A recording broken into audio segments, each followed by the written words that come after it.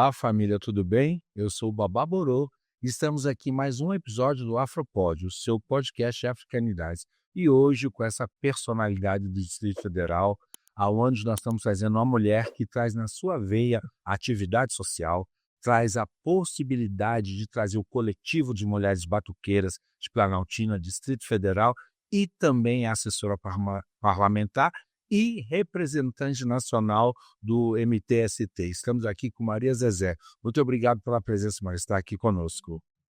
Eu que agradeço pelo convite. E vamos lá, maravilha estar aqui com ela, né? Maria Zezé, vamos lá. E de onde vem Maria Zezé? Conte um pouquinho pra gente dessa sua história para nós. Maria Zezé veio do nome Maria José. A luta me trouxe esse nome do ativismo, né? As pessoas da comunidade, através da luta por direito à moradia em cidade, associaram familiares também, amigos, tiraram Maria José e incluíram o Maria e o Zezé de José. Eu acho, gente, que Zezé dá para perceber, veio dessa forma carinhosa, meiga, nesse olhar doce que ela tem, mas vocês não sabem o tanto dela de guerreira. Vamos descobrir aqui já dentro do episódio. E aí, lá do Maranhão para Brasília, como é que foi essa mudança para você? Bom, foi uma mudança de trajetória, né, de reencontro, reconexão e uma caminhada em busca de reparação mesmo e do direito à terra, que eu acredito que a terra é um direito ancestral. Então eu fiz algum percurso aí em alguns estados, o penúltimo Rio de Janeiro e o último até a data de hoje, há 26 anos, resido no Distrito Federal, Planaltina DF. Então, na verdade, você não veio do Maranhão direto para o DF, Não. passou para outro estado. E Isso. sempre dentro do movimento, da luta? Não, dentro de outras lutas, que não era ainda uma luta coletiva, mas era uma luta mais árdua, porque era uma luta individual, né, como o direito ao trabalho, a sobrevivência mesmo, e até chegar em Brasília. Aqui eu me reconecto com a luta direta por moradia e essas garantias de direito que a gente segue todos os dias lutando para que tenhamos. Isso é muito importante, que você traz uma verdade que é muito interessante, a luta da sobrevivência. E a gente entende muito bem que nós, povo preto, se temos isso de forma já histórica, parece que já nasce com no DNA, onde você já tem que ser guerreiro pela sobrevivência, né? Sim. Minha saída do Maranhão foi aos 11 anos. Aos 11 anos, já ia lhe perguntar, e foi sozinho ou foi com um familiar? Familiares. E foram primeiro para o Rio de Janeiro? Não. Fomos primeiro para Fortaleza, primeiro São Luís, capital, porque eu venho de um quilombo Monte Cristo, e primeiro vim para São Luís, capital, Fortaleza, Rio de Janeiro, Brasília.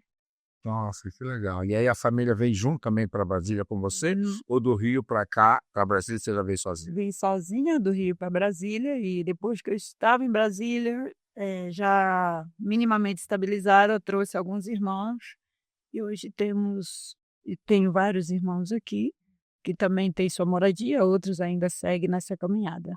Você falando 26 anos, né, já de Brasília, 26 anos atrás, já era quase um terço, né, do que Brasília tem hoje como existência. O que te motivou, então, a sair do Rio, que era até então a capital muito mais desenvolvida do que Brasília para a época, né, e veio para Brasília? O que te trouxe para cá?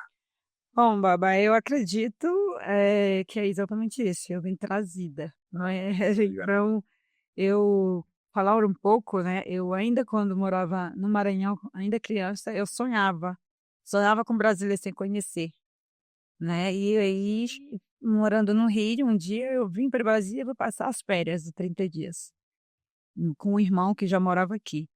E esses 30 dias viraram 26 anos, né? E aí eu fui em uma apresentação do Bumba Meu Boi, do seu Teodoro em Sobradinho, ainda nesse mês, primeiro mês que eu estava aqui de férias, e aí lá eu conheci o meu ex-marido, pai do meu filho. Fui casada por 16 anos, hoje eu sou divorciada e tenho um filho, o Henrique, de 15.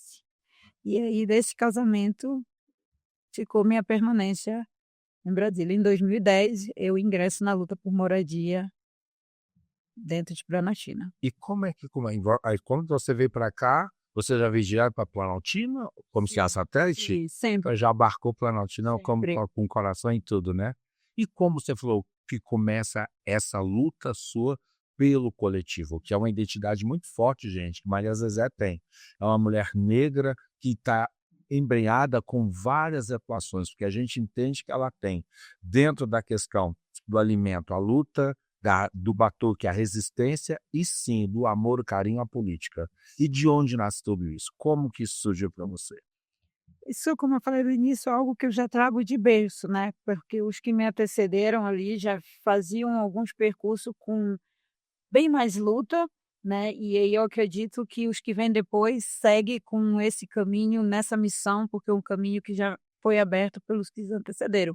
Então eu, como eu falei no início, minha mãe e meu pai são minhas grandes 2 referências, né, na luta, na resistência, na busca por direito, por moral, igualdade, tudo isso.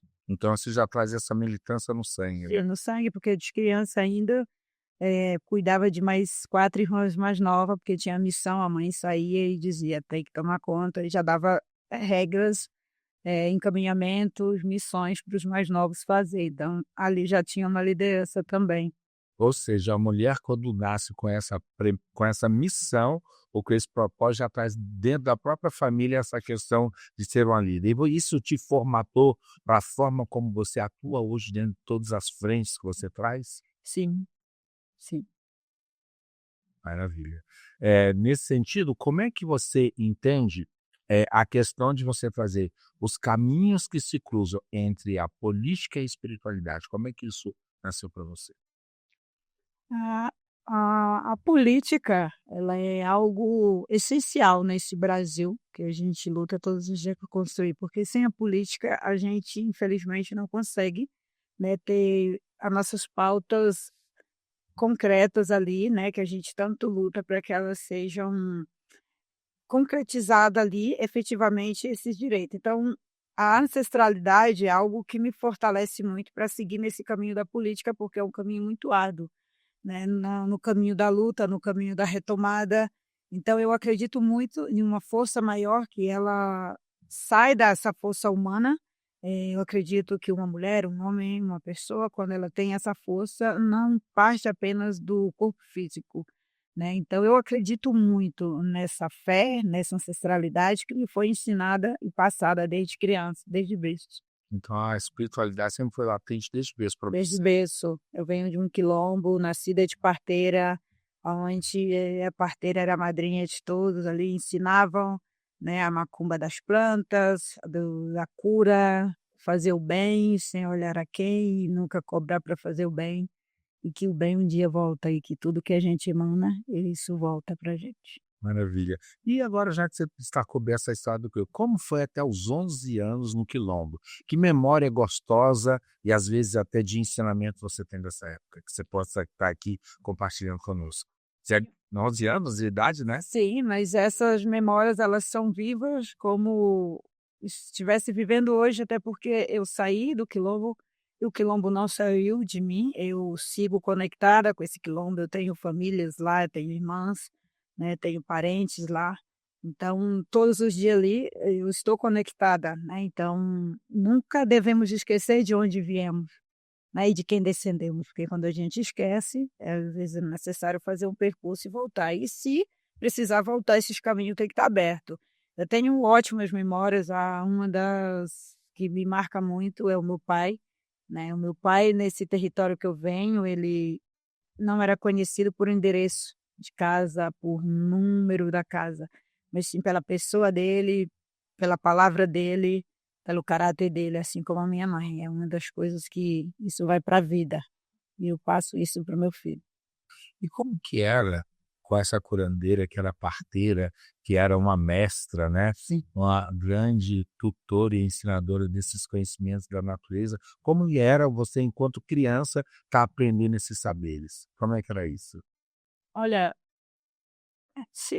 como que eu posso explicar? Porque ela era uma grande anciã, então eu venho sou filha de 16 irmãos, e toda aquelas pessoas da comunidade, crianças, adultos, ela fazia esses trabalho e ela falava, né, que eu, Maria Zezé, já havia nascido com o corpo fechado, então tinha trabalho de fechamento de corpo, que não foi necessário ter um trabalho físico ali, espiritual, mas, eh esses ensinamentos, além desse do fechamento, ensinamento do respeito, né, uma coisa que eu trago muito, respeito com o todo, até mesmo com a planta que você planta na sua casa, seja ela medicinal, seja ela ornamental, você para pegar uma folha tem um horário e até ela você deve pedir licença, embora você ache que você plantou, mas tudo tem alguém que cuida. Interessante esse respeito ao espaço, isso também que você tenha plantado, você está ali criando uma força viva, um ser, né, que dentro do reino mineral e vegetal vai respondendo aquilo que a gente precisa, né? Esse respeito é muito interessante. E quando você saiu dessa convivência do peão, que era muito natural, muito expressiva, direto com a natureza, com esses saberes ancestrais, onde a gente entende que a oratória é fundamental, né, e você ter essa oralidade muito forte, como é que foi, de repente, nessa saída para essas cidades, como você falou, São Luís, Fortaleza e o Rio, continuou tendo esse contato ainda com essa riqueza de saberes, seja dentro de outros espaços, como é que foi isso? Sempre, sempre. É aquilo que é ensinado de berço, você não se perde, né, quando você tem um ensinamento, um legado, com legitimidade, um legado honrado, não tem como se perder dele, né. E eu tive esse ensinamento, e esse ensinamento, né, essa fé, essa crença foi que me fez fazer diversos percursos e chegar aonde eu cheguei e sei que vai me levar aonde eu pretendo chegar. Olha que a gente entendeu, já percebe pela fala, gente, determinação nisso aí, né. Não é à toa que ela tem tantas frentes de trabalho e todas elas muito bem representadas.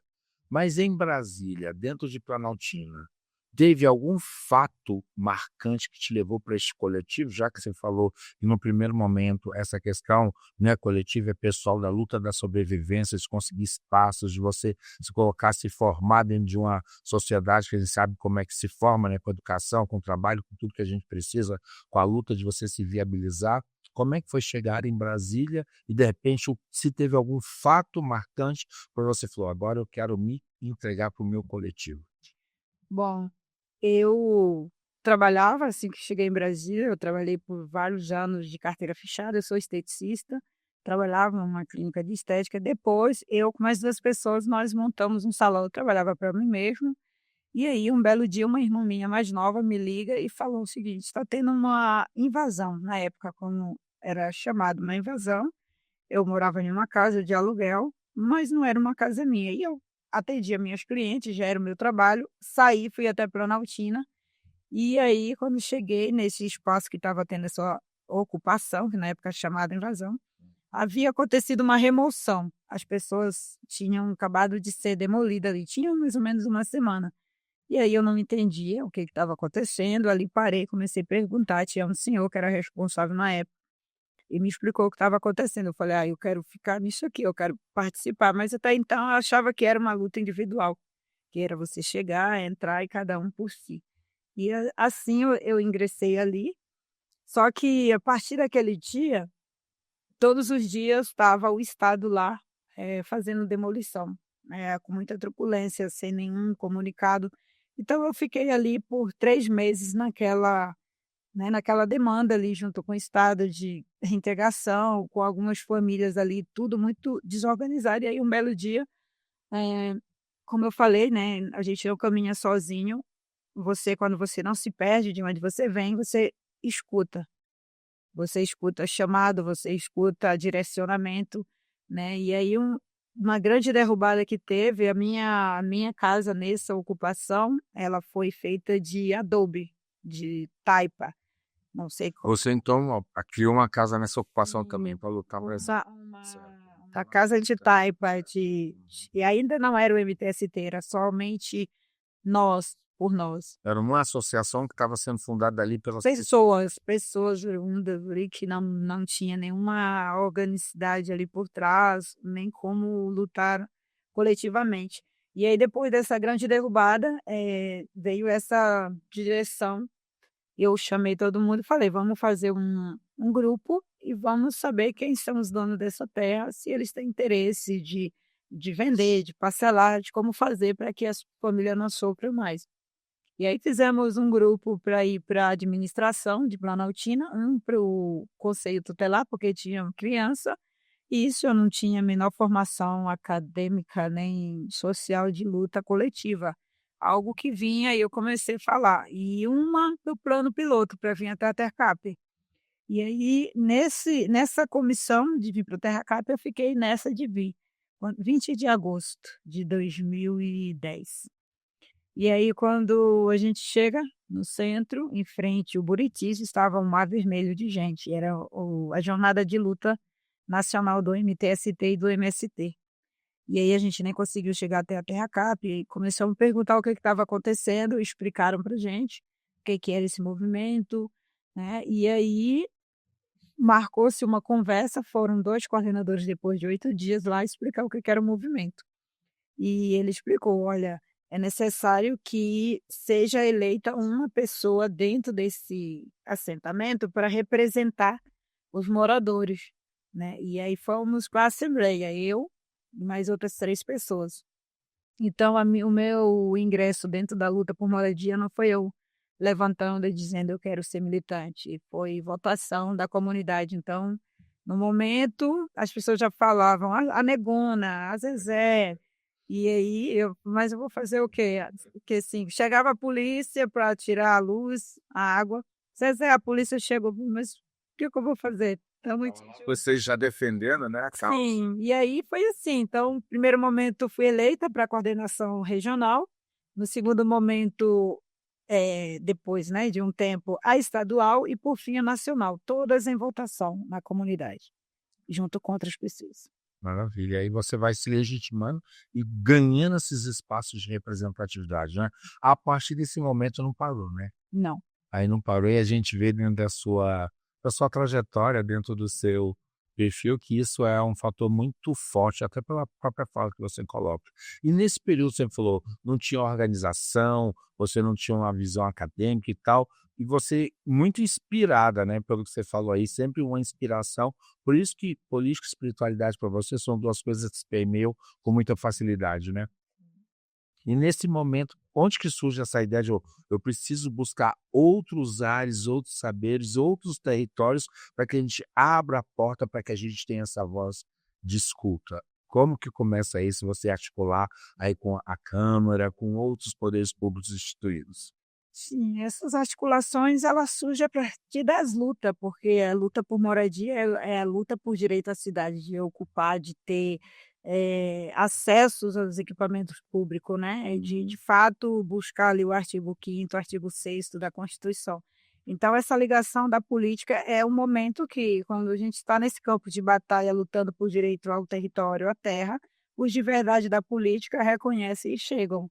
Então, um exemplo, o deputado Fábio Félix, com o qual eu trabalho, ele me conheceu na luta, no acampamento, né, eu não conheci ele no gabinete, eu conheci ele bem antes, né, dele ser parlamentar, ele era sócio educativo de Planaltina, então ele me conheceu na ocupação e assim como diversas outras pessoas, como o ex-governador, era na época como governo que sentávamos na mesa para negociar o direito à terra, e o ex-secretário de Estado. Então, assim, essas pessoas foram encontrada ou reencontrada na luta. Os de verdade a gente encontra na luta. Né, e Fábio já esteve aqui conosco, até participando do podcast, e o meu abraço, deputado, né, realmente você tem feito um trabalho belíssimo que realmente traz orgulho a todos nós. E lembrando de nós, né, é importante essa visão de ele ter te visto, com certeza te reconheceu com um potencial e uma representatividade que não poderia estar calada, tinha que colocar nem precisa de megafone, gente, que ela já faz acontecer, mas ter o direito de fala, né. E como é que foi ingressar dentro da Câmara Legislativa do Distrito Federal, dentro como defensora dessa pauta? É Bom, um desafio, hein? sim, eu para mim também foi bem surpreendente, porque dentro desse espaço da luta é isso, a gente incomoda como mulher, mulher preta e preta retinta, umbandista nordestina, incomoda muito mais. Então assim, a gente tem Eu mui puxo só aí qualidades, só adjetivos, mas eu te entendo bem. Então, assim, muitas pessoas chegam ali perto, né, para se interessam naquela luta, mas nem todas são de verdade, né, que querem que a gente avance aí para esses direitos e ocupe espaço. Então, Meu ingresso na Câmara Legislativa foi ao convite do gabinete do deputado, né, o convite dele, em 2019. É muito importante, eu gosto muito de falar isso, porque geralmente as pessoas sempre acham que a pessoa só é possível estar em um gabinete se na eleição ela foi cabo eleitoral, se teve um acordo de política, nunca houve isso. Então o deputado ele me convidou para o gabinete exatamente por conta da trajetória do trabalho, né, do direito à moradia, à cidade e à cultura, né, que eu tenho isso muito forte, a cultura para mim, a gente acho que vai falar de novo sobre. Com certeza. Mas, em 2018, o deputado ele se candidatou, ele foi eleito em 2018, eu não fiz campanha para ele e eu nem votei nele, e ele sabe disso, né. Eu nem votei nele e aí em 2019 eu recebo um telefonema, ele me chamou para ir até o gabinete numa conversa, eu fui, e ele fez o convite, perguntou se eu aceitaria trabalhar no gabinete, que ele tinha admiração pela luta, pelo respeito e tudo. E aí eu acessei a Câmara Legislativa como participação popular, o direito à moradia à cidade. E como é que é levar essa pauta do coletivo popular dentro da Câmara Legislativa? Ah, para mim é extremamente importante, mas ainda é muito mínimo, porque eu estou dentro de um espaço institucional, mas eu não consigo atender toda a pauta e a demanda da sociedade. E isso, de alguma forma, incomoda, porque a gente quer estar nesses espaços e quer levar muitos dos nossos para ocupar e para levar esses espaços, eu até falo diferente. Eu quero que esses espaços desçam para as periferias. Sabe, quando eu falo desça para as periferias, é que o legislativo desça garantindo direitos, sabe, o executivo federal façam com que os direitos sejam garantidos, porque todos os dias a periferia sobe, né, para esse centro, então eu quero que esse centro desça garantindo o direito. E você acha que tendo essa visão, o trabalho que você está fazendo como assessora, levando, de repente, a sede do poder local para entender o que é a periferia e Sim. conseguir conviver, porque você só consegue gerar pertencimento se você está ali no acolhimento. Não adianta você ser só simpatizante, você tem só a extensão da causa. Eu acho que foi muito essa visão que o deputado teve com você. Certo. E como é que você se sente com essa responsabilidade? Porque a gente já viu no passado pessoas que fizeram esse movimento, mas esqueceram a origem.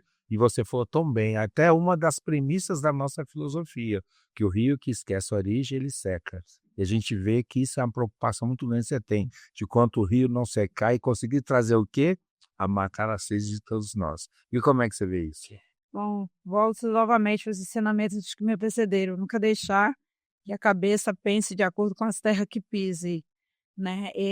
Então, eu estar dentro do espaço legislativo nunca me fez e nunca vai me fazer esquecer de quem eu descendo, quem eu sou e de onde eu venho, e o porquê que eu estou ali. Não é sobre mim ou por mim, ou somente sobre mim, ou somente só por mim, mas sim por todos, né. Então essa palavra que eu falo muito, Ubuntu, não é apenas uma palavra do Instagram, é exatamente o que eu defendo, o que eu acredito. Eu só existo porque outros existem, eu sou porque outros são, e outros são porque eu sou, né. Então acho que eu estar dentro desse espaço é estar ali para fazer com que esses espaços respeite os direitos que está ali dentro daquela constituinte que foi, né, Colocada, né? colocada por luta, por sangue, por vidas, e que possam garantir que não deve se lutar até morrer, né, para os que vierem depois ter um mínimo de direito garantido.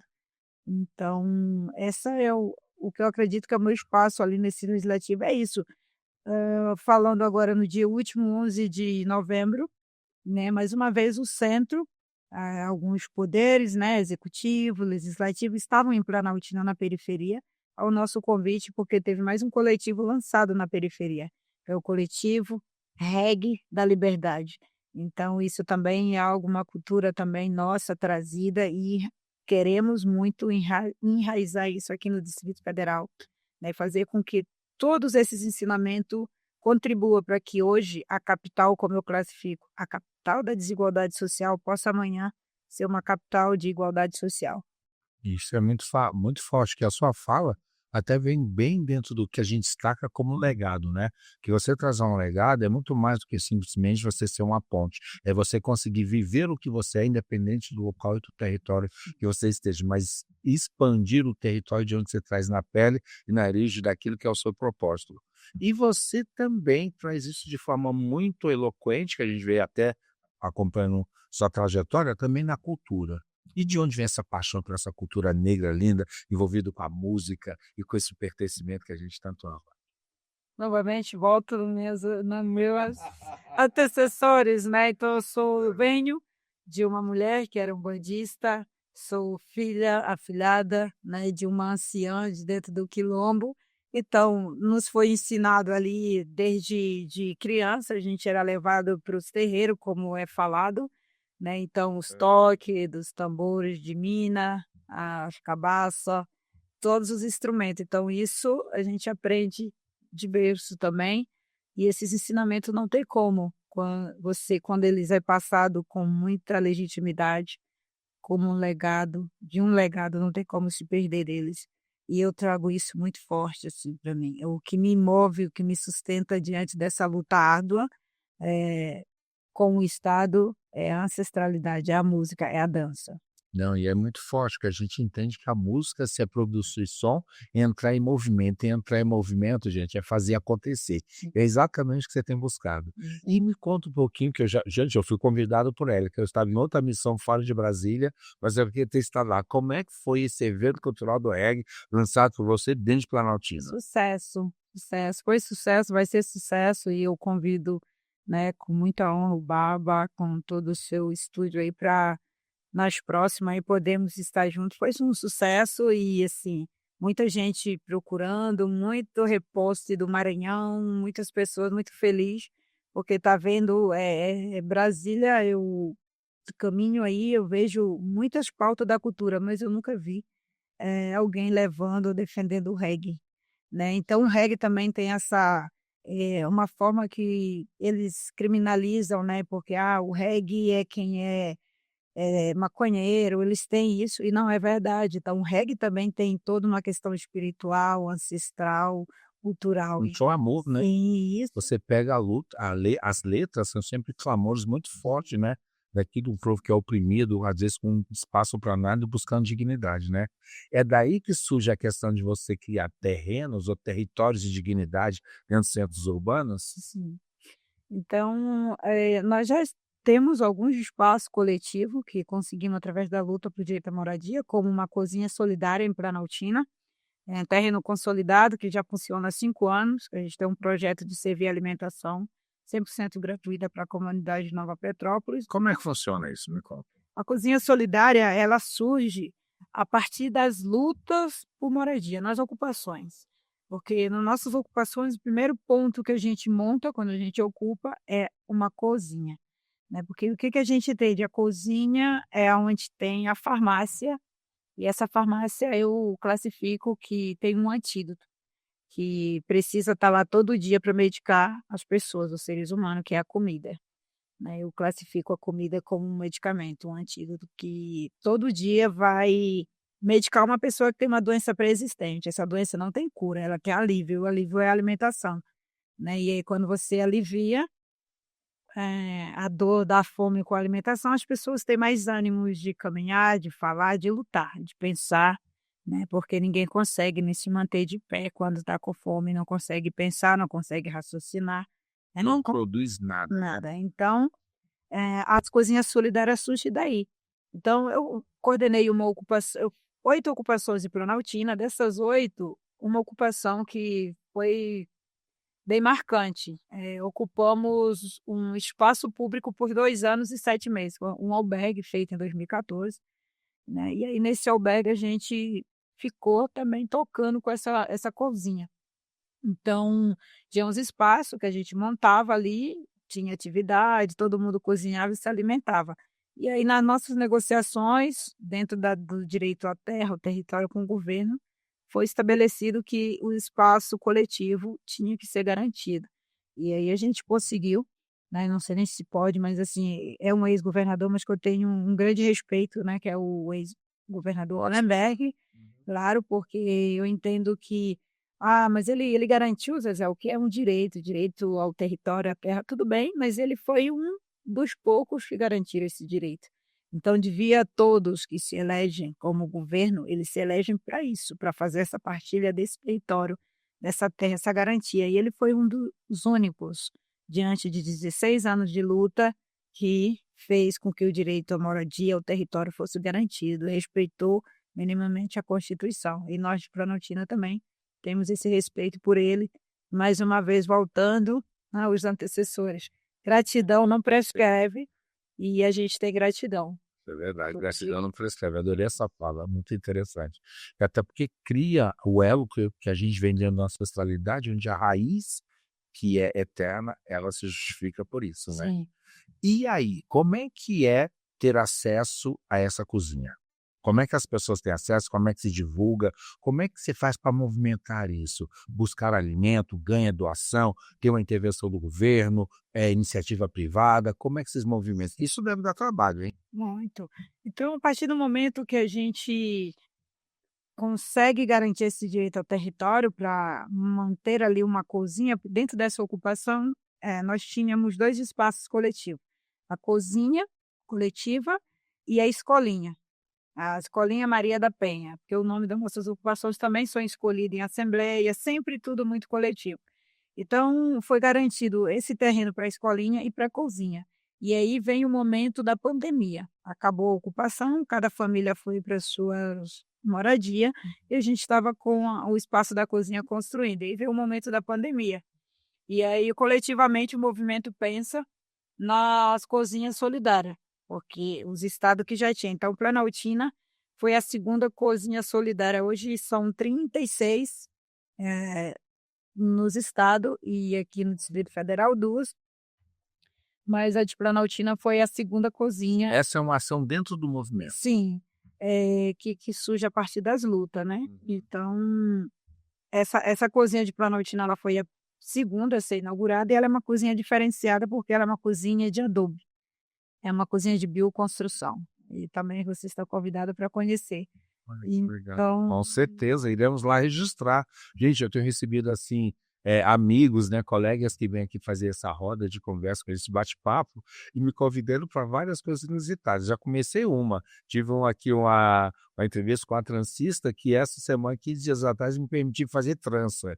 Só que não consegui ficar muito tempo, não, mas ainda vou fazer uma outra aventura. E você trazendo essa novidade, iremos lá sim conhecer. sim, são bem-vindos, todos convidados. E existe, vamos lá, voltando aqui um pouquinho, existe um apoio governamental para isso? Como é que Sim, funciona? sim.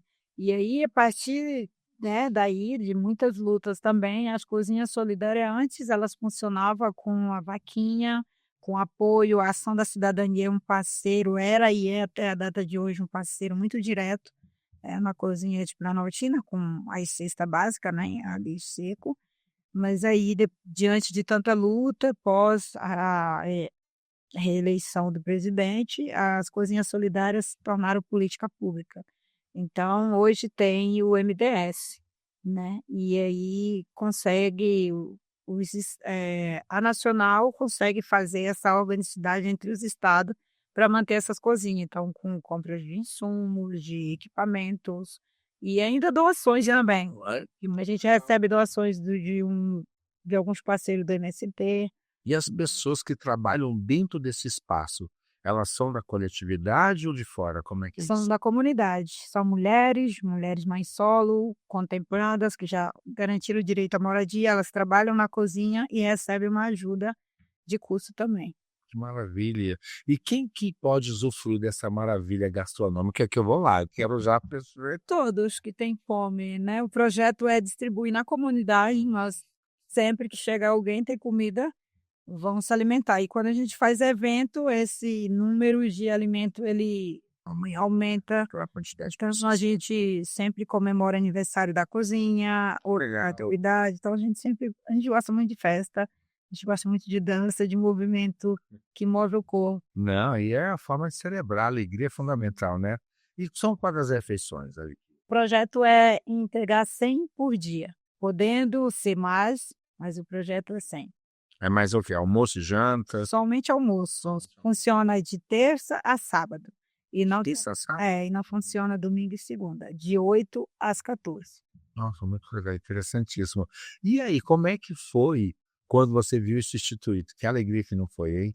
Marco para você. Nossa, Um representante desse coletivo, né? é isso, aquela afirmação: "Ah, eu estava no caminho certo e eu preciso continuar nesse caminho, no caminho da coletividade, Ubuntu, para garantir esse direito à terra, ao território".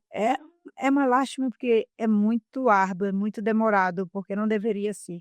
É algo que está posto. É porque o dono não espera, né? Sim, O dono não espera. mas a gente não pode desistir, né. E a luta também é que faz a gente encontrar e reconectar essas mulheres incríveis, porque muitas mulheres em Planaltina falam: "Zezé, eu me inspiro muito em você, Zezé", mas elas, eu falo todos os dias: "Eu sou um pouco de cada um de vocês", porque é dali que surgem as mulheres Nas branceiras. todo mundo se, Sim, se abastece. dali que surge toda a fé de cada uma, a ancestralidade de cada uma. É da luta que a gente consegue nos encontrar ou reconectar. E como manter a esperança nessa luta diária? O que que você tem de visão? Olha que elas te passam a responsabilidade muito grande. Zezé, eu me inspiro em você. E quando você rejar, você retribui. Mas eu também me inspiro em você porque a sua vontade ou a sua intenção de me legitimar como representante me torna copartícipe nessa realização, né? E como é que você vê isso? Como bem disse o Baba, uma grande responsabilidade, né, porque quando a pessoa fala: "Me inspiro", né, as pessoas acham que eu é a liderança, que é o coordenador que faz a ocupação. Nós fazemos o que o povo está pedindo, a gente apenas contribui ali naquela caminhada coletiva, mas uma ocupação, ela não é decidida por um coordenador, ela é decidida no coletivo, em uma assembleia, né. Então é uma certeza de que essa responsabilidade tem que continuar sempre na luta coletiva, né, com respeito. Eu costumo falar que respeito e direito tem que caminhar junto, nenhum chega na frente do outro nem atrás, ninguém deve chegar nem na frente nem atrás, é junto sempre. O que eu estou achando bem impressionante na sua fala, por diversas vezes eu falo, tento me reportar à pessoa da Maria Zezé, mas ela não, não é minha fala, é a do coletivo. Não, não é minha ação, é a do coletivo. Não, não é a minha escolha, é a do coletivo. Cara, que importante você estar passando isso aí e você agrega para a gente uma verdade, uma seriedade muito grande, onde ser um representante do coletivo não me faz autônomo, pelo contrário, me traz uma responsabilidade de ser ter esse coletivo sempre vivo nas minhas ações, nas minhas pautas, né, muito interessante. Dentro ainda dessa cozinha solidária, compartilha com a gente aqui um momento de muita alegria que você olhou assim: "Poxa, valeu a pena todo esse sacrifício". No momento que foi inaugurada a Cozinha Solidária, há 5 anos atrás, 27 de março de 2021, era? De 21?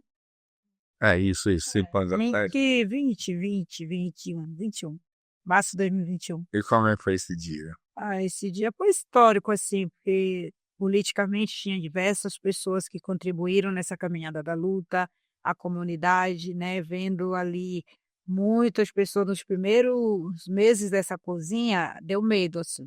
Porque o projeto era para 100 pessoas e quando dava 10 horas, a fila estava 3 vezes, 4 vezes. Replicado. Sim, e aí a gente tinha que pensar, né, como fazer para não, porque até então o recurso era mínimo para 100 refeições, e como fazer para não terminar e ficar pessoas com o prato na mão e a gente não tem. Então a gente, Nossa, isso é muito doído. sim, a gente começava a falar, distribuir, olha, até 6 senhas, então as pessoas chegavam muito cedo já para pegar, para a gente não ter que, não resolvia, mas para a gente não ter que ver aquelas pessoas com um prato vazio, enquanto uma saía com um prato cheio, né. E aí até que foi se restabelecendo e se reorganizando tudo.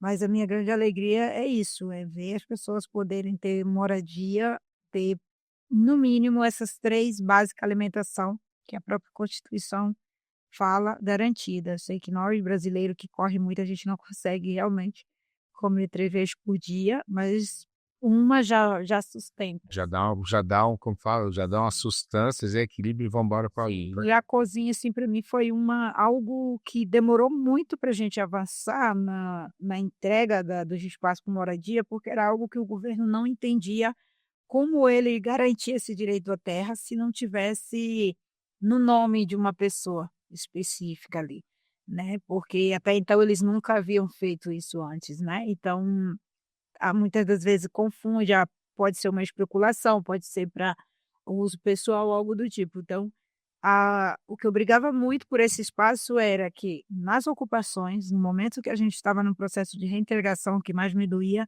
era ouvir mãe chegar para mim e falar: Zezé, como meu filho vai comer agora? Nossa, que desafio, né? Sim. Que desafio, eu imagino como é que é isso. E eu vejo muito você falando, até então, é sempre as mulheres que estão à frente desse processo coletivo? Impressionante. Planaltina temos homem, mas se o Baba chegar a conhecer, você vai ver sempre a maioria é mulheres, a maioria das pessoas contemplada é mulheres, 200 moradia, digamos assim, tem 4 homens contemplados. Nossa. Então a nossa ocupação, o nome dela é Ocupação Maria da Penha.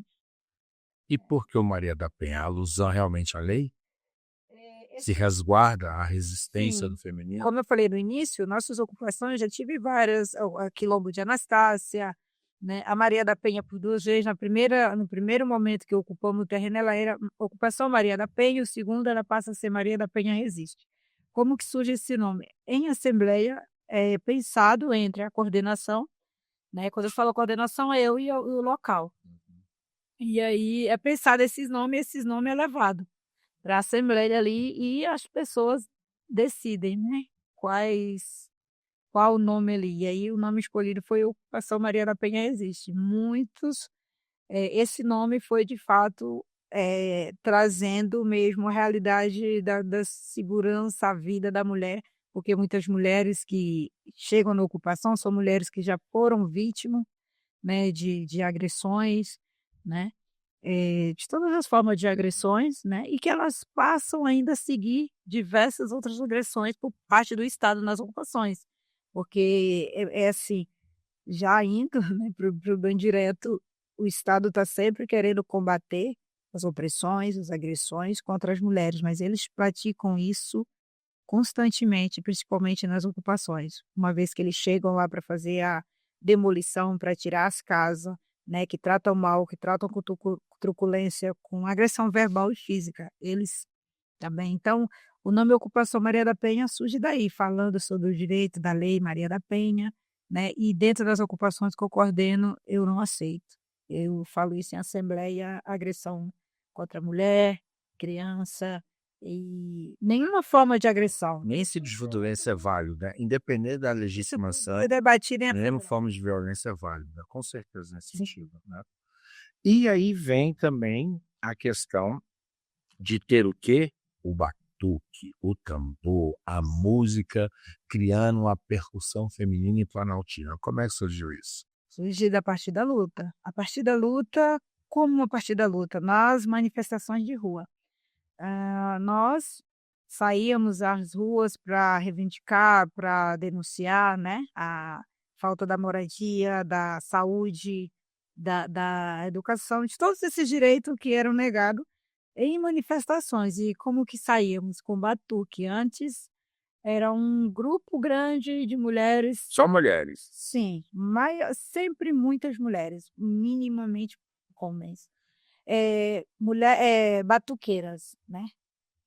Batucada sem medo, o nosso nome era. Então, com surdões, fanfarra, a gente saía fazendo Mas, letra de obra. mas vocês já tocavam antes ou há uma escola, um aprendizado, ensina? Como é que é isso? Escola é nós, é isso. Quem entrasse, né? Quem foi ensinado um dia, ensina.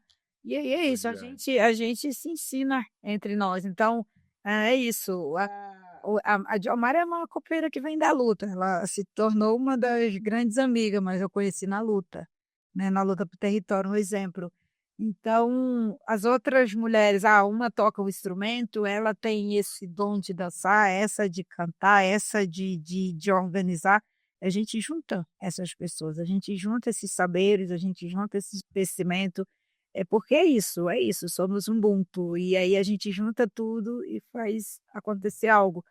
Então, esses batuques, a gente ia ali mesmo, no nosso território, nas ocupações, a gente ficava ensaiando, ficava batendo grito de ordem com batuque, e assim fomos para a rua. E das batucadas sem medo, a gente surge mulheres batuqueiras de Planaltina. Por que batuqueiras? Porque mulheres que tocam diversos instrumentos. E como é que é isso? Vocês fazem apresentação, é interno, é uma coisa de você trazer um lúdico, uma coisa, como você falou, que a gente gosta de festa, movimento, a dança, o resgate, essa ancestralidade, essa cultura negra latente, como é que é isso? Tudo isso que o Baba falou é o que nós trazemos, porém, trazer isso para dentro do Distrito Federal, isso é a cultura, os toques dos tambores, os cânticos, as cantigas, né, os rezos, os credos, é trazer isso, mostrar para o mundo, que não deve ter essa intolerância, porque está dentro dessa Constituição esse direito, né, de se expressar. Trazer tudo isso já dito e também, quanto às apresentações, a gente já fez algumas apresentações em alguns espaços. Um exemplo, a gente foi coordenar a cozinha das mulheres indígenas 2023. A gente, antes de iniciar qualquer trabalho, a gente sempre faz batuque, a gente sempre vai tocar um tambor, a gente sempre vai cantar, a gente sempre vai pedir licença para chegar, permissão para ficar, né, depois licença para se retirar. Então, a gente tem muito isso. E a gente já fez apresentações na Câmara Federal, a gente fez a apresentação no Novembro Negro 2023, até o presidente usa o nosso vídeo para falar do zumbi, né, da consciência negra, sim. Então a gente já teve várias apresentações, agora vindo para cá, inclusive estava falando com uma companheira do MST, eles querem que a gente vá apresentar dia 20, no Armazém do Campo, em uma numa atividade que vai ter, a gente ainda está vendo. E dentro do nosso território, tem festa, a gente tem outros coletivos que a gente é parceiro, que dança como a Sambadeira de Roda, o Bumba Meu Boi de Seu Teodoro, o Tambor de Crioula, eu sou dançarina do Tambor de Crioula. E do Gente, Bumba que Meu Boi de Seu legal. Teodoro, desde 2002. Já estou empolgado. Olha, eu não vou resistir. Zezé, por favor, Maria Zezé, se você falou que vai para esse coletivo e que canta e que abre, dá para fazer a palhinha aqui pra gente? Claro. Por favor, abrilhanta aqui o nosso Quer que episódio. eu cante uma música, uma cantiga ensinada lá no Quilombo? Por favor, você adivinhou meus pensamentos, gente. A ancestralidade está no ar, estou toda alteada. Por favor. Então, é algo que eu trago de berço, né, ensinado, que é minha mãe de cabeça. Santa Bárbara arrancou pedra grande com a sua espada. Santa Bárbara arrancou pedra grande com sua espada. Aê, aê, Santa Bárbara, aê, aê, Santa Bárbara. Santa Bárbara é a rainha do mar. Axé. Eu vou bater palmas.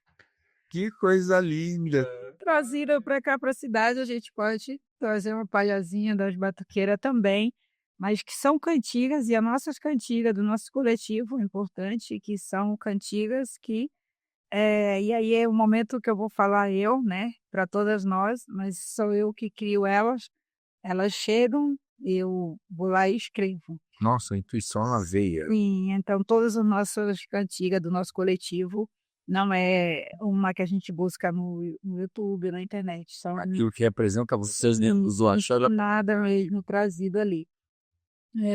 Tem muitas, vou falar duas bem pequenininhas aqui para Vou falar. dar uma atenção. Não, fica tranquilo que nós estamos com tempo. A gente quer te ouvir e te sentir. Gente, tá lindo. Manda ver.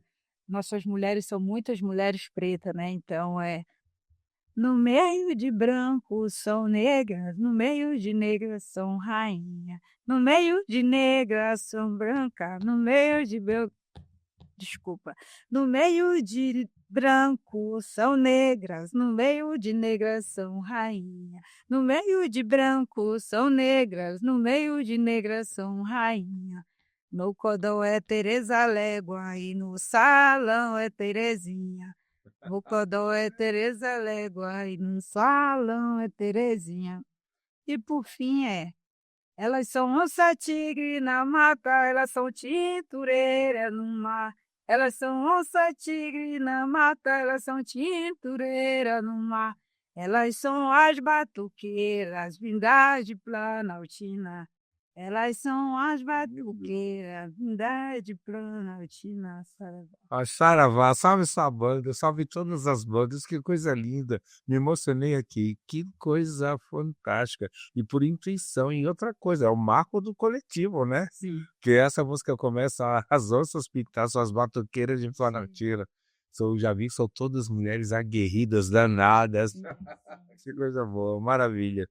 E olha que lindo, já quero saber, vou registrar, se você me permitir, que você me convidar, faço questão de a gente fazer um registro. Olha, produção, meu ponto está falando, vamos registrar e vamos dar divulgação e publicidade. Muito lindo você está fazendo aqui para nós, viu? E aí, dentro disso tem a Festa da Liberdade. Sim. Como é que é isso? A festa ecumênica com o Reggae da Liberdade. É uma festa feita em um território de Nova Planaltina, porque é importante. Em Planaltina temos 2 territórios de conquista, Nova Petrópolis, onde funciona a Cozinha Solidária, e o Nova Planaltina, onde temos mais famílias com direito à moradia garantido, e nenhum desses terrenos é minha casa, e eu decidi que a minha casa ela não fosse só minha casa, e sim casa coletiva, uma casa Ubuntu ali. Então, a minha casa, eu não vou dar tanta escolha, porque o convite está feito para eu estar Com certeza. o Baba aí conhecer. Então, nem Nova Planaltina, essa festa já acontece há 3 anos, e aí esse ano ela veio com esse nome, né? Mais uma vez escutando, né, a direcionamento de quem nos antecede ali sempre. Festa ecumênica, juntando todas as religiões, as formas de expressar-se religiosamente, e o Reggae da Liberdade, trazendo todo esse resgate, né, que já foi dito aqui antes, e liberdade pós o percurso que eu fiz. Eu acredito que todos aqui saibam, né, o percurso que me obrigaram a fazer, né, que foi a minha ida até o cárcere, né. Então, o Reggae da Liberdade é isso, é para saudar também, e junto com a comunidade que em nenhum momento duvidou, que em nenhum momento hesitou, né, e desacreditou que esse momento da liberdade chegaria. Então esse reggae também é um marco, assim, que eu não vou abrir mão, assim como o direito ao território, a luta por moradia, eu não abro mão desse coletivo lançado na data do dia 8/11, tampouco das mulheres batuqueiras, tampouco o direito à moradia. Gente, vocês estão vendo, ela pode ser baixinha, um corpinho mignon, mas tem espaço para coletivo, gente, não é brincadeira não. Mas que lindo, dentro dessa festa ecumênica que você falou, e sendo festa da liberdade, a representação do que essa palavra traz, é exatamente a conquista de você poder ser você. Sim. Isso é que a gente gosta e acha muito importante ressaltar. E dentro de tudo isso, ainda temos o quê? Uma esteticista e uma transista, ou seja, uma pessoa que luta pelo corpo e na beleza, não só estética, mas como preservação de cura da alma, que sentir-se belo é o primeiro sentimento que a gente tem que ter, que é da autoestima e preservação. E de onde vem essa maravilha toda? As tranças É, vem do meu quilombo, vem do ensinamento dos meus mais velhos que me antecederam. Então, éramos ensinada a tecer, a trançar, no sabugo de milho, né. sabugo de míssil? Sabugo de milho. Nossa, era o molde antes de... Sim, era os manequins os jogos era o sabugo de milho. Sim. Como que fazia? Tirava todo o caroço da espiga sem tirar palha, depois pegava um arame, fazia as tiras finíssima como um fio de cabelo, né, naquela palha ali no sabugo aí. Nossa, tinha que ter arte para isso, hein? Sim, e É muito clássico. para trançar. E o cabelo mesmo não saía, dava direitinho? Não, porque só sai se fizer o movimento de torcer e quebrar, né. Ah, tá, aí já tinha toda a Sim, aí delicadeza. faz, abre tudo, fica um corpinho com o cabelo, assim, bem cheio, e ali começa a trançar. Gente, que escola fantástica. E dali trouxe. E hoje você ainda trabalha ou essa ocupação de ativista social, é mais como assessora parlamentar, já te ocupa todos os espaços? Não apenas somente de assessora parlamentar que me ocupa, mas é a luta por moradia, por território, né, a luta pessoal. Então eu não consigo, na data de hoje, tocar um espaço, específico de estética como tinha antes. Então até 2016 eu tinha um salão na 410 Sul, eu e mais 3 pessoas sublocamos uma loja e trabalhávamos para nós mesmos. depois de muitos anos trabalhar de carteira assinada, né. E aí eu tinha um salão em 2016. Aí já o afroempreendimento, né? E aí em 2016 eu toquei esse salão por 8 anos. Em 2016 eu tive que, parar, porque eu não conseguia conciliar os espaços de reuniões da luta por moradia com o espaço, do trabalho pessoal, porque uma vez esteticista, drenagem linfática, massagem, as pessoas pagavam antes para eu executar esse trabalho, então não dava para conciliar essas agendas. E aí a vida também mostra sempre caminhos para gente. Tem momentos que no caminho a gente tem que definir. A gente não consegue sempre ir levando Legado fala mais alto, né? sim, aí chegou o momento que disse: "Vai ser o salão continuado ou a moradia direta garantida?". E aí a moradia era o momento de saltar para o lado da moradia, tive esse direito garantido para todo um coletivo, e aí ingresso na legislativa, né, e seguir aí fazendo esse caminho. A trança eu faço hoje, meus cabelos sou eu mesmo que faço, então por isso que Você mesmo faz? sim, todos esses cabelos que tá no Gente, Instagram. amiga, você tá nota e você adivinhou, eu já pensei como é que você faz com aquelas cada vez é uma arte diferenciada. Sim, é por isso, porque sou eu que faço, então todos eles sou eu que faço, então eu compro a fibra e ali eu troco, né, ia vir com outro hoje, mas a correria não me permitiu. Né, você já tem as Se eu não penso ainda. sim, a gente consegue um amigo, uma coisa, a gente consegue ainda conciliar, mas para mim abrir e atender como antes, não consegue, Não tem. porque tem muita coisa. Não, acho é o que você falou, a vida vai nos colocando em caminhos onde os pertencimentos e as responsabilidades são outras hoje, né. E ainda bem que te colocou nisso, né, que eu acho que realmente você como representante de lá traz muito do que esse modelo a gente precisa. E até nisso, o que que você pensa hoje como representante desses vários coletivos que você está envolvida, como perpetuar essa continuidade? Porque os mais novos estão aí. Como não fazer esses mais novos dentro desse coletivo se perderem na essência? O porquê que eu defendo muito que o centro vá para a periferia e não que a periferia comece a fragmentar indo para o centro, indo para um lugar, mas que a luta é para que todo mundo conviva em um local sociável, que tenha todos esses garantias de direito ali, mantido, exatamente para que nós não perdêssemos e não devemos perder esses ensinamentos. Então, nas ocupações, nos espaços de conquista, as famílias têm filhos, têm netos, e elas já aprendem tudo isso dito aqui. Então já tem essa Nas preocupação da ocupações passagem para os mais novos. sim, eu tenho um filho de 15 anos, ele já dança no Boi de Seu Teodoro, ele já toca o tambor de crioula, então eu ensino para ele, e assim as outras mães, a gente mantém isso, é aquilo que eu falei no início, alguém me ensinou, alguém chegou antes de mim, me ensinou, amanhã eu não vou estar aqui, e tem alguém que vai chegar depois de mim, esse alguém precisa saber para manter para depois o que vai vir depois. Mais uma vez as mulheres, né, gente, como disseminadoras da educação, da cultura, do pertencimento, de não deixar essa raiz morrer, independente do tempo, até porque é uma herança geracional e tem que continuar, né. E como é que você vê o seu filho recebendo tudo isso?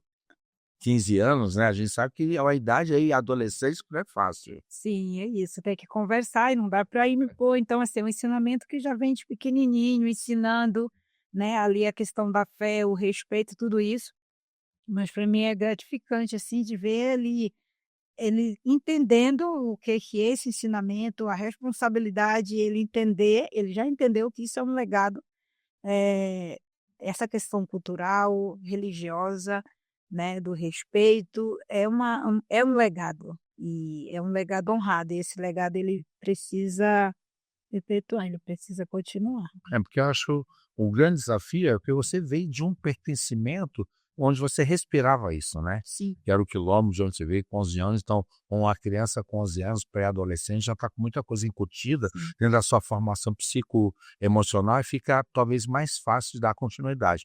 Mas você vir para um grande centro, que mesmo sendo Planaltina, pode falar periférica ou não, mas tem uma atividade sociocultural muito forte dentro daquela cidade, que algumas coisas que eu já participei. E você tem um adolescente hoje com advento de internet, com tantos outros processos que pode criar uma evasão de eu não querer continuar essa ancestralidade. Vocês, enquanto mulheres de um coletivo, conseguem permanecer isso, olha, hercúleo aí, parabéns, não é Se fácil. a gente mantém isso trazido nas nossas ocupações, nas nossas casas, então nossos filhos, nossos netos, eles vão estar surgindo ali já vendo, né, como os instrumentos, ou como as cantigas, como nos dia de festa na comunidade, então Já gera esse pertencimento, aí já vai direto, né. E hoje a questão da religiosidade, como é que você cuida disso, dentro desse espaço? Ela é tratada porque o coletivo, pelo pouco que eu percebi que você falou, pode ser um espaço aberto ecumênico, né. Mas você dentro da sua ancestralidade, como é que você cuida? Você é vinculado a algum terreiro em Brasília, algum pertencimento de orixá? sim, dentro eu não tenho uma casa em Brasília que eu cultue, que eu dance, eu tenho esse espaço na minha casa. Ai, que lindo. É, dentro da minha casa, então eu tenho um espaçozinho na minha casa, que é o meu espaço sagrado, que eu falo que é Sagrado, né. aonde Uhum. todos os dias eu preciso, né, estar ali, reenergizar, reconectar para sair para o campo de batalha. É isso, você vai lá, coloca a sua armadura e vai para a luta. Exatamente, que um bom guerreiro não sai de peito aberto, né, gente? Ele vai buscar as proteções necessárias para entender o que é o movimento do cotidiano, quando a gente passa a porteira para fora, né? E aí, dentro da sua perspectiva dessa história bonita que você está fazendo para gente, o que que ainda está por vir? Ah, já acabou, já vinha aí a questão do samba reggae, não, era a questão do festival do reggae, que já foi um marco, né, lançado esse ano. E o que que mais essa mente criativa, esse olhar pidão de vida, de espaço, de liberdade e conquistador, e que é importante ter para frente, o que mais você idealiza como necessário dentro da sua caminhada? Necessário ver todos os cidadãos brasileiros, negros, com direito à moradia, o direito à terra garantido, de eu ver uma Brasília mais justa, mais igualitária, de Brasília estar em primeiro lugar como a capital do Brasil da igualdade social e não da desigualdade. Eu quero muito ver um Brasil, uma Brasília de igualdade social. E para ter essa igualdade, um mínimo que deve se iniciar a garantir o direito à moradia, porque a moradia e todos esses direitos falados aqui são extremamente importantes, mas a moradia ela é o principal, porque com a moradia a pessoa consegue pensar, consegue sair para trabalhar, para estudar, tendo a certeza que vai retornar e vai ter um lugar dela Para repousar sua para cabeça. repousar, e não ter a incerteza do aluguel que está atrasado, será se quando chegar a chave vai entrar na porta?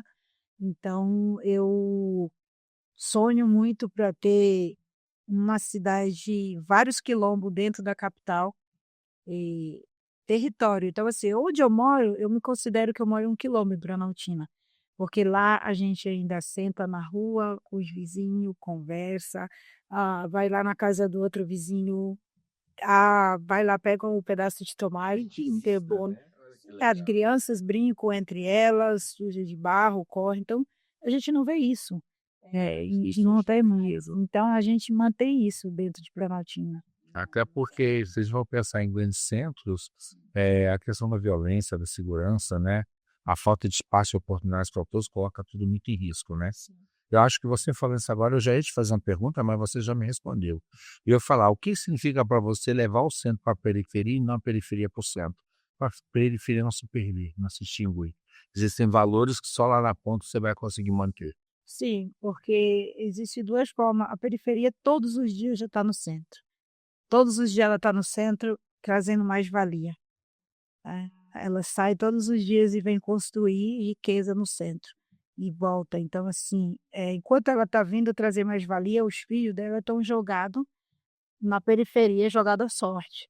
E muitas desses filhos, as mães são mulheres negras que vêm trabalhar, vêm cuidar de outras crianças que não são negras, enquanto as crianças negras dela estão jogadas à sorte.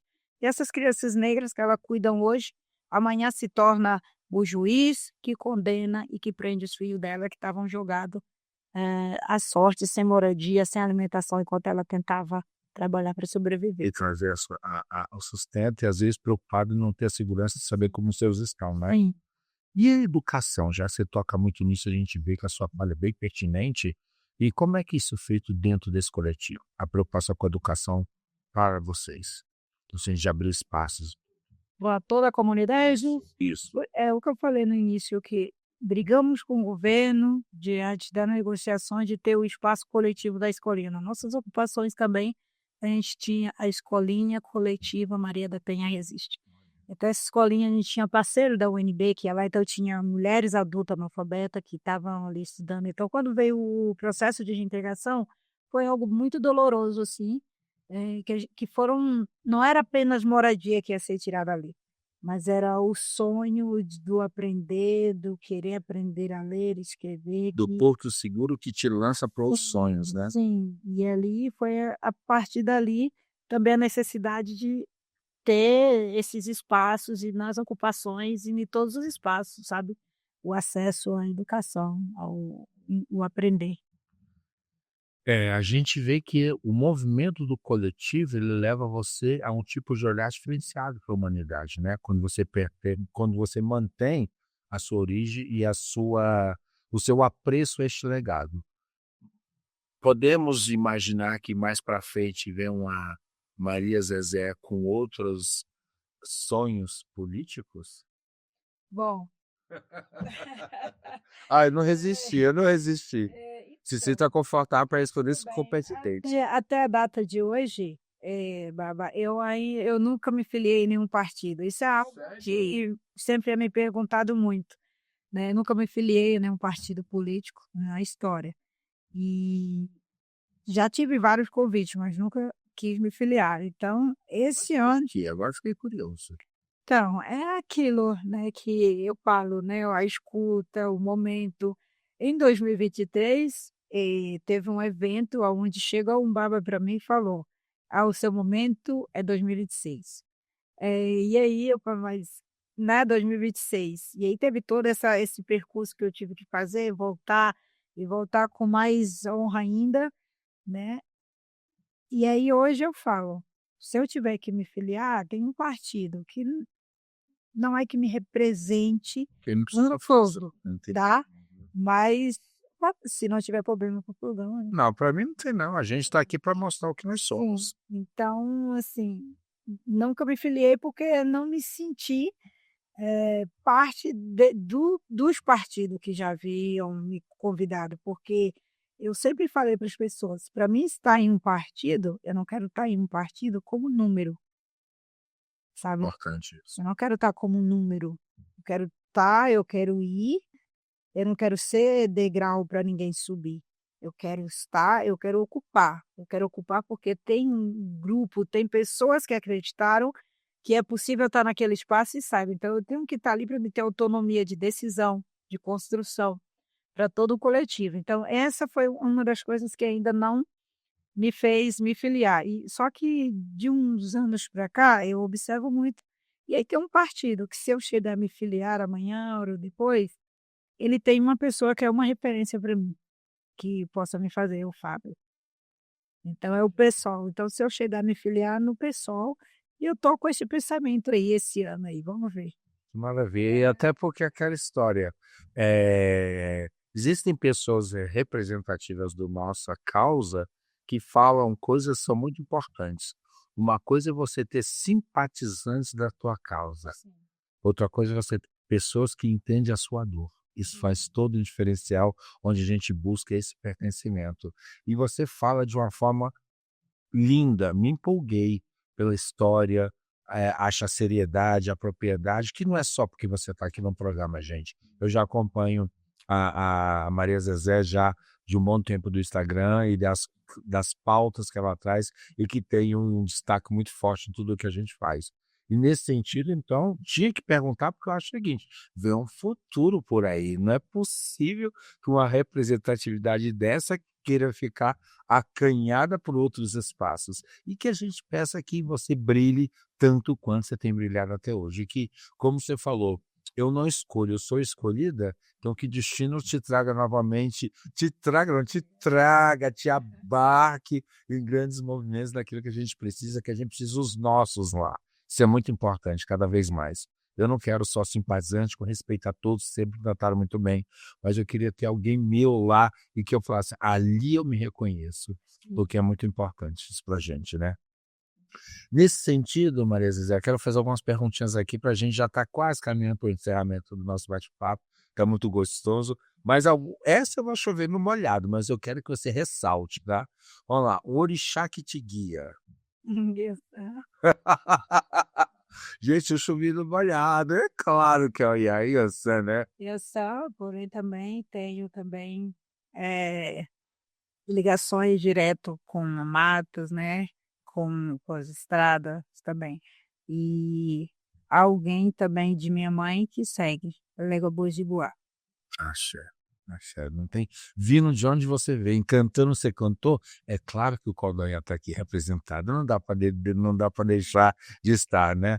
E é como você fala, você traz na pele essa ancestralidade latente no coração e nas vivências e nas memórias que a gente não pode esquecer, que isso é muito importante, né. Um aprendizado que te marcou no MTSP, aí nesses anos de caminhada que você tem? A coletividade, é os espaços coletivos de construir sonhos, espaço coletivo de construir sonhos. Que é muito importante. Eu acho que não só te construir, você está materializando aquilo a qual você se propõe, que é muito importante, né. Um costume ancestral que você quer preservar, um costume que você aprendeu lá atrás e que A você cura, a cura, sim, a cura através das plantas, das mãos mesmo. você exercita muito isso Sim. constantemente? Não constantemente, em alguns casos, algumas pessoas sentida, porque tem isso também, toques na energia, troca. Nem todo mundo também que está com uma dor, não é que a gente tem que colher aquela dor ou chegar lá, então tem dores e dores. Isso é verdade, bem definido. Uma música que ressignifica a sua luta, independente, não vamos chover no molhado, hein, vamos pegar o fora. A da a das mulheres motoqueiras você já trouxe, achei lindíssimo, mas uma luta que ou uma luta, uma música que te inspire na luta. Senta pé no caminho e não tenha medo, senta pé no caminho e não tenha medo, trabalhar com encantado não é brinquedo, trabalhar com encantado não é brinquedo. Ela vai longe, gente, ela faz com que a gente ressalte o que é importante para nós dentro dessa luta, dessa chamada que é grande. Uma palavra que te move. Fé. Aí ela fé, a essa junção de, né, de esperança e crédito de que algo possa acontecer. Uma mensagem para as gerações futuras. Ubuntu. Traga para nós isso forte nesse brilho que eu estou vendo no seu olho. Ubuntu, ancestralidade, religiosidade, compaixão, cuidado, aprendizado, comunidade, solidariedade, partilha, muitas coisas. Gente, olha, eu vou falar para vocês que encantador foi esse encontro hoje com essa pessoa que traz no corpo, na alma, no seu legado, a forma de entender que juntos somos mais fortes. Existe um ditado dentro da nossa filosofia que é o retrato do que você passou aqui para a gente hoje, Maria Zezé. Uma árvore só não compõe a floresta. E a gente entende que no coletivo nós somos capazes de conquistar tudo que a gente quer e deseja. E claro que vai chegar um momento agora no final, da gente encerrando esse episódio maravilhoso, de trazer um pouquinho do que? Da divulgação das suas redes sociais, das nossas redes sociais, e algum lugar aqui, ó, dentro do nosso vídeo vai estar aparecendo. Por favor, divulgue suas redes, para que as pessoas conheçam um pouquinho mais do seu trabalho, da sua luta, da sua causa, que é tão nobre e que norteia hoje cada vez mais o que a humanidade está precisando do Ubuntu. E na página de Planaltina, o MTST Planaltina DF, lá vai ter vários registros da nossa cozinha solidária, Mulheres Batuqueiras de Planaltina, maria.ubuntu no Instagram pessoal e Reg da Liberdade, Instagram, Coletivo Reg da Liberdade, Instagram criado agora, que é do nosso coletivo mais recente, que nós lançamos no dia 8/11. Que maravilha. Eu também vou passar aqui a minha rede social, para quem não me conhece, eu sou o Bababorô, @bababoroifadie, e por favor, não deixe de seguir a gente, o Afropod, Afropod BR. E temos também aqui que ressaltar o nosso patrocinador.